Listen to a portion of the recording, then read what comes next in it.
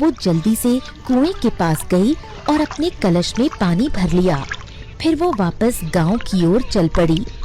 रास्ते में वही घायल हिरण फिर दिखाई दिया।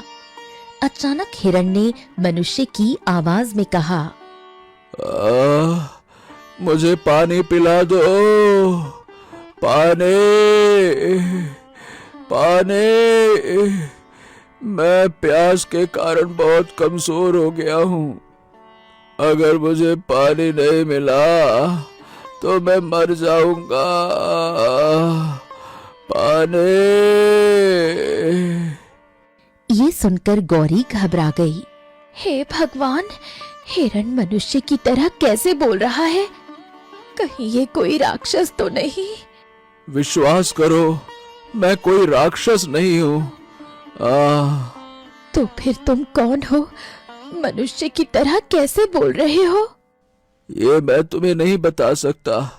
बस इतना समझ लो कि मैं एक श्राप के कारण इस रूप में हूँ। ये सुनकर गौरी क्रोधित हो गई। दफा हो जाओ यहाँ से, ये पानी तुम्हारे लिए नहीं है, ये साहूकार के पुत्र रतन के लिए है। इतना कहकर गौरी वहां से चली गई। कुछ देर बाद गौरी साहूकार की हवेली पहुंची। धनीराम उसे देखकर खुश हो गया। अरे अरे बेटा, तुम सच में नील कुएं का पानी ले आई? धनीराम तुरंत रतन के कमरे में गया। वो कलश वैद्य के हाथ में दे दिया। ये लड़की नील कुएं का पानी लेकर आई है वैद्य जी, देखिए। वैद्य ने वो पानी रतन को पिलाया, लेकिन रतन स्वस्थ नहीं हुआ। ये देखकर धनीराम चौंक गया। वैद्य ने गहरी नजर से गौरी को देखा। हाँ, तुम उस कुएं तक पहुंच गई, ये बहुत बड़ी बात है। लेकिन तुम्हारा मन अंदर से शुद्ध नहीं है, इसी कारण तुम्हारा लाया हुआ पानी असर नहीं कर पाया। ये सुनकर गौरी निराश हो गई। वो चुपचाप अपने घर लौट गई। कुछ ही देर में गांव में जंगल की आग की तरह ये खबर फैल गई कि जो भी नील कुएं का पानी लाकर साहूकार के पुत्र को पिला देगा, उसे बड़ा इनाम मिलेगा। जब गौरी ने ये खबर सुनी तो वो मुस्कुराने लगी। ये तो बहुत अच्छी खबर है। ये सुनकर कुमुद चौंक गई। तुम कैसी बातें कर रही हो? साहूकार का पुत्र बीमार है और तुम कह रही हो कि ये अच्छी खबर है? तुम समझी नहीं। साहूकार ने ऐलान किया है कि अगर कोई लड़की नीले कुएं का पानी लेकर आएगी तो वो अपने पुत्र का विवाह उसी से करेगा। मैं वो पानी लेकर आऊंगी और मेरी शादी साहूकार के पुत्र से ही हो जाएगी।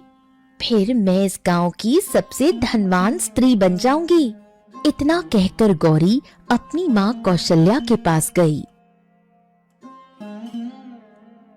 ये सुनकर कौशल्या घबरा गई। लेकिन बेटी, वो रास्ता खतरों से भरा हुआ है, मुझे इसकी कोई परवाह नहीं। कौशल्या बहुत समझाती रही, लेकिन गौरी नहीं मानी। तभी केशव भी वहां आ गया।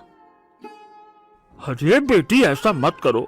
मैंने सुना है कि नील कुएं तक जाने का रास्ता बहुत सुनसान और खतरनाक है। लोग डर के कारण वहां जाना पसंद नहीं करते और तुम पिताजी, जब सब अपनी किस्मत आजमा रहे हैं तो मैं क्यों नहीं?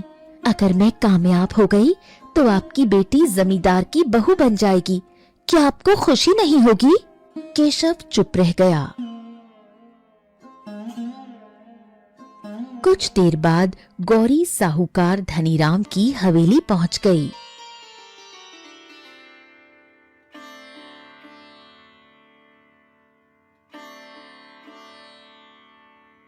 मैं नील कुएं का पानी लेकर आऊंगी। धनीराम ने गौरी को देखा और मुस्कुराया। बेटा, अगर तुम वो पानी लेकर आई ना तो मैं तुमसे ही अपने पुत्र का विवाह करूंगा और तुम्हें अपनी हवेली की बहुरानी बनाऊंगा। तुम गांव की सबसे सुंदर लड़की हो। हाँ। ये सुनकर गौरी घमंड से मुस्कुराने लगी। गौरी अकेली जंगल की ओर चल पड़ी। जंगल का रास्ता बेहद सुनसान था। चारों ओर सन्नाटा फैला हुआ था। पेड़ों के बीच से अजीब अजीब आवाजें आ रही थीं। कहीं सूखे पत्तों की खड़खड़ाहट तो कहीं दूर से किसी जानवर की आवाज। गौरी डर गई थी, लेकिन लालच के कारण आगे बढ़ती जा रही थी।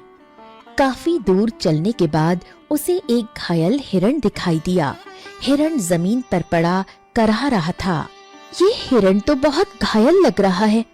खैर, मुझे इससे क्या, मुझे तो नील कुएं का पानी चाहिए। इतना कहकर गौरी आगे बढ़ गई। कुछ देर बाद उसे एक नीला कुआं दिखाई दिया।